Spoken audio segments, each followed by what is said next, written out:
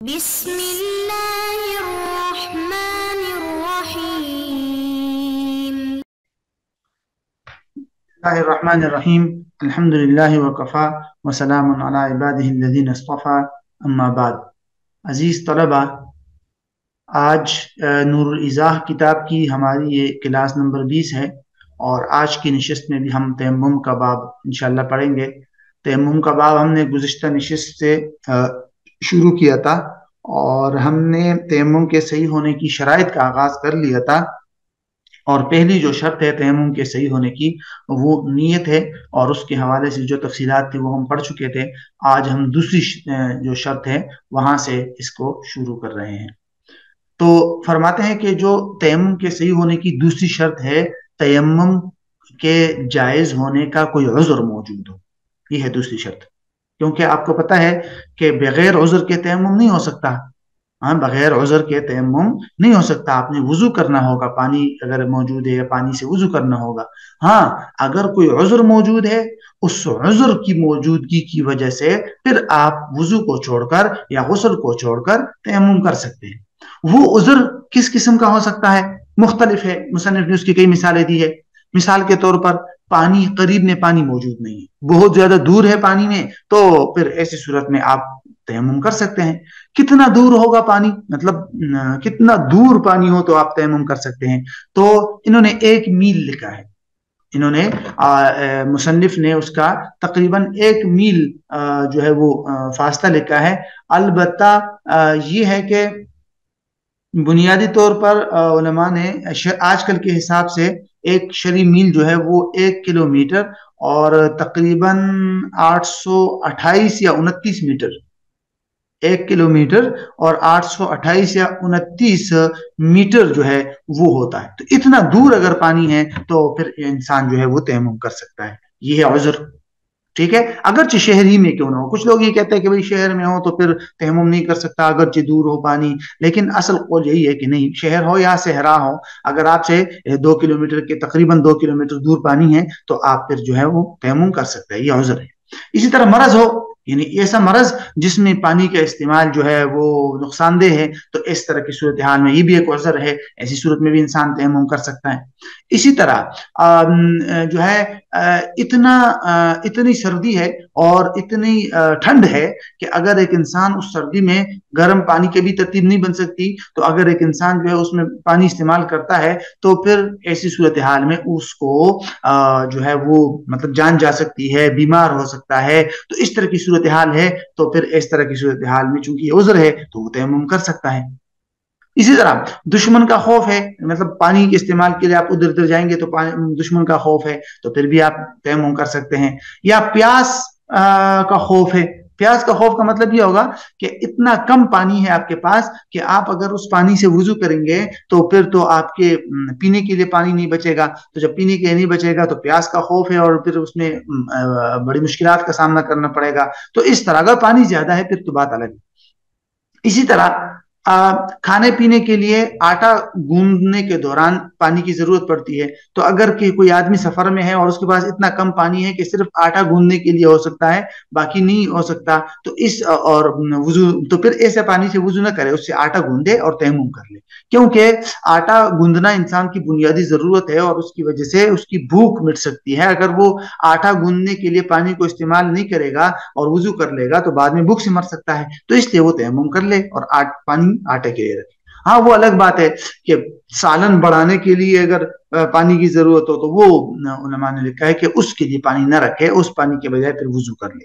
بہرحال اسی طرح اگر آس پاس پانی نہیں ہے مگر صرف کنواں ہے، اور کنویں سے پانی نکالنے کے لیے کوئی آلہ ہی نہیں ہے، کوئی ڈول وغیرہ نہیں ہے، کوئی رسی نہیں ہے، تو پھر یہ بھی وہ ہے، اگرچہ قریب میں ہے کنواں لیکن پانی نکالنے کا کوئی طریقہ ہی نہیں ہے وہاں سے، تو یہ بھی عذر ہے، اور ایسے عذر کی بنیاد پر آپ جو ہے بالکل تیمم کر سکتے ہیں۔ اسی طرح یہ جو نمبر 8 پہ لکھا ہے وہ یہ ہے کہ نماز جنازہ مطلب قضا ہو رہا ہو، تو یہ بھی ایک قسم کا عذر ہے۔ مطلب آپ ایسے وقت میں پہنچے کہ جنازہ بالکل شروع ہو چکا ہے، اب اگر آپ وضو میں لگ جائیں گے تو جنازہ تو آپ سے نکل جائے گا، اور جنازے کی کوئی قضا نہیں ہے نماز جنازے کی، تو اس لیے آپ جلدی جلدی تیمم کر کے نماز جنازے میں شریک ہو جائیں، اگرچہ بالکل قریب میں پانی ہے تو بھی۔ اور یہی حکم نماز عید کا بھی ہے. اگر آپ ایسے وقت میں پہنچے کہ اگر آپ وضو کر کے نماز امام کے ساتھ شریک ہو سکتے ہیں عید کی نماز میں پھر تو وضو کرے. لیکن اگر آپ کے ذہن میں یہ ہے کہ بھئی اگر میں وضو میں شروع ہو گئے تو عید کی نماز تو گئی, قضا ہو جائے گی, اور عید کی نماز کی قضا ہے نہیں, پھر دوبارہ کیسے پڑھیں گے؟ تو اس لیے پھر جلدی جلدی تیمم کر کے عید کی نماز میں شریک ہو جائے. بلکہ یہاں تک علماء نے لکھا ہے کہ عید کی نماز اور نماز جنازہ کے دوران کسی آدمی کا وضو ٹوٹ جائے اور اس کو پتہ چل جائے کہ اب اگر میں یہاں سے اٹھ کے جاؤں گا وضو کے لیے واپس آؤں گا تو نماز چلی جائے گی, تو پھر بھی وہ کیا کرے, اسی وقت جلدی جلدی تیمم کر کے دوبارہ شریک ہو جائے اور عید کی نماز یا نماز جنازہ مکمل کرے. لیکن یہ صرف نماز عید اور نماز جنازہ کے لیے, نماز جمعہ کے لیے یہ نہیں ہے. اگر آپ ایسے وقت میں کہ نماز جمعہ ہے اور نماز جمعہ آپ سے قضا ہو رہا ہے, اگر آپ وضو کریں گے تب بھی آپ وضو کریں گے, کیونکہ نماز جمعہ کے بجائے آپ ظہر کی نماز پڑھ سکتے ہیں اگرچہ قضا ہو جائے. اسی طرح وقت نکل رہا ہے, آپ کہیں بھئی یہ تو عصر کا وقت نکل جائے گا اگر میں وضو کروں گا, لہٰذا میں تیمم کر کے جلدی جلدی نماز پڑھوں. نو, آپ نہیں کر سکتے. اگرچہ وقت نکل جائے, وقت کو نکلنے دے, اس کے بعد آپ قضا کر لیں, لیکن آپ نے وضو کرنا ہے. ٹھیک ہے, تو یہ ہے ان کو کہتے, یہ ہے دوسری شرط کی تفصیل کہ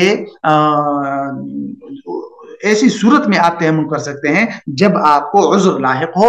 اور عذر کیا ہو سکتا ہے اس کی میں نے تقریباً 8 مثالیں آپ کو دے دی, اس کا ترجمہ دیکھ لیں. الثانی العذر المبیح للتیمم, دوسری شرط یہ ہے کہ ایسا عذر موجود ہو جو تیمم کو مباح کرنے والا ہو. کبعدہ میلا عن ماء, جیسے کسی کا دور ہونا پانی سے 1 میل کے برابر اگرچہ شہر میں ہو. ومرض, یا بیمار ہونا. وبرد, یا ایسی سردی ہے. یخاف منہ التلف, جس سے تلف کا خوف ہو, تلف کا مطلب ہوتا ہے جان جانے کا.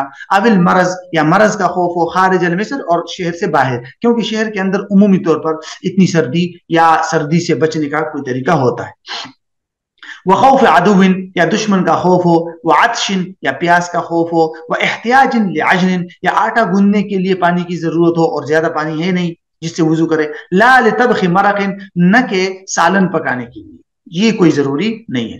ولفقد آلۃ, اور اسی طرح کوئی آلہ موجود نہ ہو. فقد کا مطلب ہوتا ہے غیر موجود ہونا, اور آلہ مطلب کوئی ایسا آلہ جس سے پانی نکال سکے آپ, کہ قریب میں کنواں موجود ہے لیکن اس کنویں سے پانی نکالنے کی کوئی ترتیب نہیں ہے, کوئی آلہ وغیرہ نہیں ہے, تو یہ بھی عذر ہے.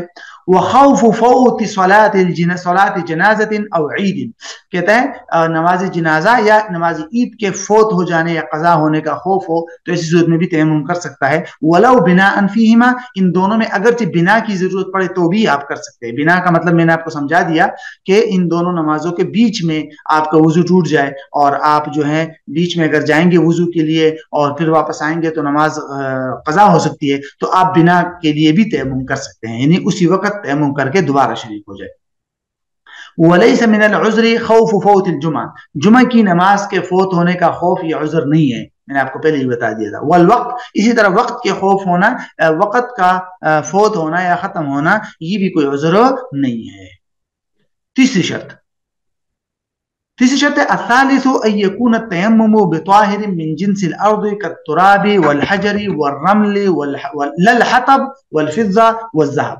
یہ ہے کہ تیمم کس چیز سے کر سکتے ہیں آپ, کس چیز سے, کن چیزوں سے یا کن چیزوں پر آپ تیمم کر سکتے ہیں. تیمم ہر اس چیز سے کر سکتے ہیں جو زمین میں سے ہو یا زمین کی جنس میں سے ہو, اور آپ اس چیز کو اٹھا کر آگ میں ڈالے تو وہ آگ میں جلنے سے نہ جلے اور نہ پگھلے. یعنی زمین کی جنس سے ایسی چیزیں جو زمین کی جنس سے ہیں جو آپ اگر آگ میں جلائے تو نہ جلے, یا آگ میں ڈالے اور وہ نہ پگھلے, تو وہ اس سے آپ کر سکتے ہیں. جیسے مٹی ہے, پتھر ہے, ریت ہے, ٹھیک ہے, ان چیزوں سے کر سکتے ہیں. لکڑی سے نہیں کر سکتے, کیوں؟ وہ تو آگ میں جل جاتی ہے. سونا اور چاندی سے آپ نہیں کر سکتے, وہ پگھل جاتے ہیں. ٹھیک ہے, تو یہی شرائط آپ کو بتا رہے ہیں یہاں پر. فرماتے ہیں تیسری شرط یہ ہے کہ تیمم زمین کی جنس میں سے کسی پاک چیز کے ساتھ کیا جائے. کالتراب, جیسے مٹی, والحجر, جیسے پتھر, والرمل, جیسے ریت, للحطب, نہ کہ لکڑی کے ساتھ, والفضہ والذهب, اور نہ کہ چاندی اور سونے کے ساتھ. تو یہ ہے تیسری شرط. الرابع, چوتھی شرط, استیعاب المحل بالمسح, کہ مسح کے ساتھ مکمل محل کا استیعاب کرنا, گھیر لینا. استیعاب کا مطلب ہوتا ہے مکمل چیز کو ڈھانپ لینا, گھیر لینا, اور محل مکان کو کہتے ہیں. مطلب یہ ہے کہ جو 2 عضو ہے تیمم کے لیے, وضو کے لیے تو سر کا مسح بھی ہے, پاؤں کا دھونا بھی ہے, لیکن تیمم کے لیے تو 2 عضو ہے نا. وہ 2 عضو کون سے ہیں؟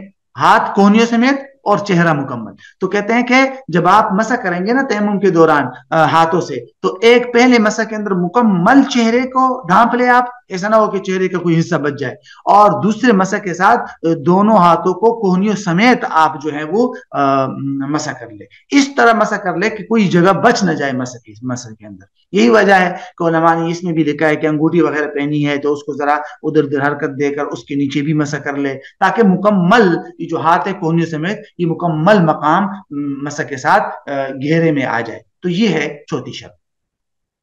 الخامس, پانچویں شرط, ان يمسح بجميع اليد او باكثرها حتى لو مسح باصبعين لا يجوز ولو كرر حتى استوعب بخلاف مسح الراس. فرماتے ہیں اس پانچویں شرط کا خلاصہ یہ ہے کہ جب آپ مسح کریں گے تو کتنا ہاتھ استعمال کریں گے مسح میں. جب آپ مسح کریں گے تیمم کے دوران تو کتنا ہاتھ استعمال کریں گے. تو کہتے ہیں آپ مکمل ہاتھ استعمال کریں, انگلیاں اور ہتھیلی سمیت مکمل ہاتھ مسح کے لیے, یا اکثر ہاتھ استعمال کریں. ٹھیک ہے, اگر آپ نے اکثر ہاتھ سے کم استعمال کیا, مثلا صرف 2 انگلیوں سے آپ نے ایسے 2 انگلی زمین پہ ماری اور اس سے مسح کر لیا, اس سے آپ کا مسح نہیں ہوگا. اگرچہ آپ اس 2 انگلیوں کو اتنا زیادہ استعمال کریں کہ مکمل چہرے کو بھی ڈھانپ لے اور مکمل ہاتھوں کا بھی مسح کر لے, مثلا صرف 2 انگلیاں آپ نے زمین پہ ماری اور اس کو مکمل پورے چہرے پر مل لیا, یا پھر 2 انگلیاں زمین پہ ماری اور اس سے مکمل ہاتھ کا مسح کر لیا, تو نہیں, اس سے مسح نہیں ہوگا.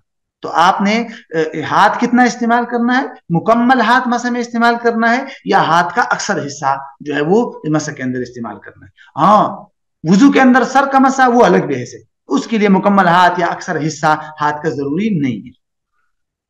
اس میں تو ایک انگلی سے بھی اگر آپ اتنا مسح کر لے جو چوتھائی سر کے برابر ہو, ایک انگلی کو اتنے زیادہ پھیر دیا آپ نے سر پر تو بھی ہو جاتا ہے, لیکن تیمم کے لیے شرط. فرماتے ہیں الخامس, ان يمسح بجميع اليد, کہ بھئی مکمل ہاتھ سے مسح کر لے, او باکثرها, یا اکثر ہاتھ کے حصے سے مسح کر لے. حتی لو مسح باصبعین, اگر یہاں حتیٰ کہ اگر کسی نے مسح کر لیا 2 انگلیوں کے ساتھ, لا يجوز, تو یہ جائز نہیں ہے. ولو کرر حتی استوعب, اگرچہ اس نے بار بار ان 2 انگلیوں سے اتنا مسح کر لیا کہ مکمل ہاتھ کو ڈھانپ لیا, تو بھی اس سے وہ مسح درست نہیں ہوگا. بخلاف مسح الراس, خلاف جو ہے سر کے مسح کے, کہ وہ الگ بحث ہے, وہ تو ہم نے جیسے بھی بتا دیا آپ کو کہ وضو کے دوران سر کے مسح کا حکم الگ ہے. اچھا, السادس, چھٹی شرط, ان یکون بضربتین بباطن الکفین ولو فی مکان واحد. جس میں نے آپ کو پہلے بتایا تھا کہ جو مسح آپ کریں گے چہرے کا اور ہاتھوں کا, اس کے لیے آپ 2 ضرب استعمال کریں گے, یعنی زمین پر 2 مرتبہ ہاتھ ماریں گے. یہ نہیں ہے کہ ایک مرتبہ آپ نے ہاتھ مارا اور اسی سے آپ نے چہرے کا بھی مسح کر لیا اور ہاتھوں کا بھی, تو وہ پھر مسح, یعنی کہ وہ پھر تیمم درست نہیں ہے, بلکہ الگ الگ آپ نے 2 مرتبہ زمین پہ مارنی ہے, ایک مرتبہ چہرے کے لیے اور ایک مرتبہ ہاتھوں کے لیے. تو یہ ہے بنیادی شرط کہ 2 ضرب ہو, اور وہ دونوں ضرب ہتھیلیوں کی اندرونی حصے کے ساتھ ہو. ہاں, یہ ضروری نہیں ہے تیمم کے لیے کہ آپ الگ الگ مقام پر ہاتھ ماریں گے. مطلب آپ کے سامنے ایک مٹی ہے یا پتھر ہے, اسی پر آپ نے پہلی مرتبہ ہاتھ لگایا اور چہرے پر مسح کر لیا, تو اسی جگہ پر جہاں پر آپ نے پہلی مرتبہ ہاتھ مارا ہے اور دونوں ہاتھوں کو لگایا ہے, اسی جگہ دوبارہ ہاتھ لگائیں گے اور اس سے ہاتھوں کا مسح کریں گے تو بھی ٹھیک ہے, کوئی مسئلہ نہیں ہے. یہ ضروری نہیں ہے کہ الگ الگ دونوں ضربوں اور دونوں مرتبہ ہاتھ زمین پر لگانے کے لیے الگ الگ جگہ استعمال کریں گے, یہ کوئی ضروری نہیں ہے. تو یہاں سے یہی بتا رہے چھٹی شرط میں کہ ان یکون, کہ مسح ہو 2 ضربوں کے ساتھ اور ہتھیلیوں کے اندرونی حصوں کے ساتھ, اگرچہ ایک مکان میں ہو, اگرچہ ایک ہی جگہ میں ہو, تو کوئی مسئلہ نہیں. ويقوم, یہ بھی اہم نقطہ ہے, ويقوم مقام الضربتين اصابة التراب جسده اذا مسحه بنية التيمم.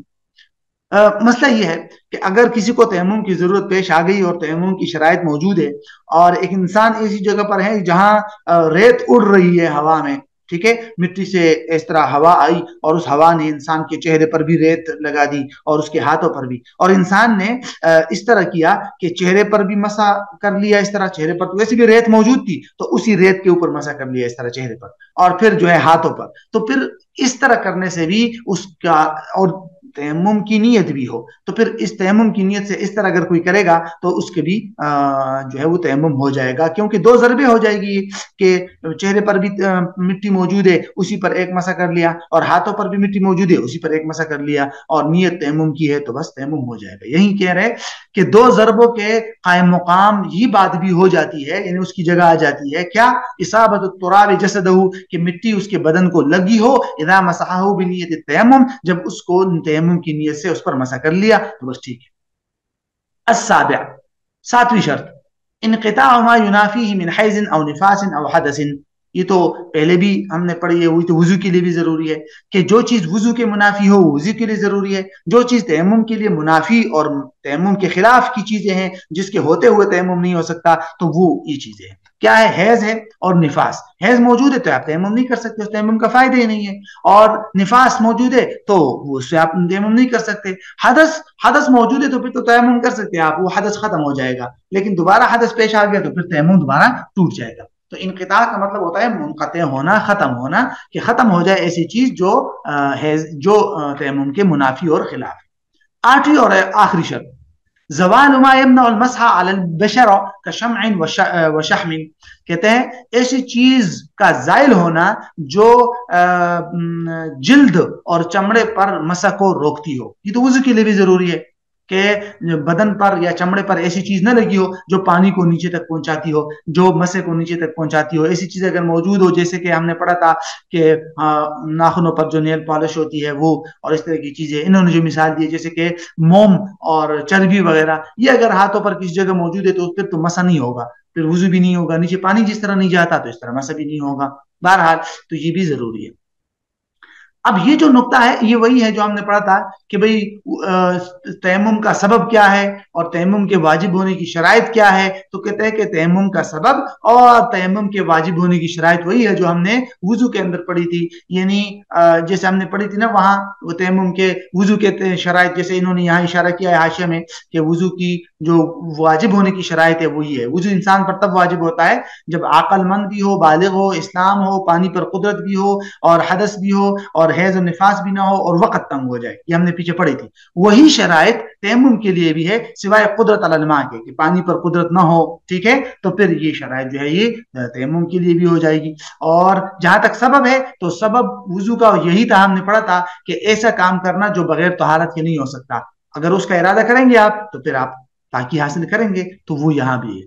وَرُكْنَاهُ، یہ آخری بات ہے کہ تیمم کا رکن کیا ہے۔ تو تیمم کے دو بنیادی رکن ہیں، ایک ہاتھوں پر مسح اور نمبر دو چہرے پر مسح۔ اس کو آپ فرائض کہہ سکتے ہیں کہ تیمم کے فرائض جو ہے وہ دو ہے، جس طرح وضو کے فرائض 4 ہے تو تیمم کے فرائض 2 ہے، ایک چہرے کا مسح اور دوسرا جو ہے وہ ہاتھوں کا مسح۔ تو یہ ہے تیمم کے 2 ارکان، اور یہاں سے جو ہے یہ تیمم کی تقریباً 7 شرائط، سبب اور رکن مکمل ہو گئے۔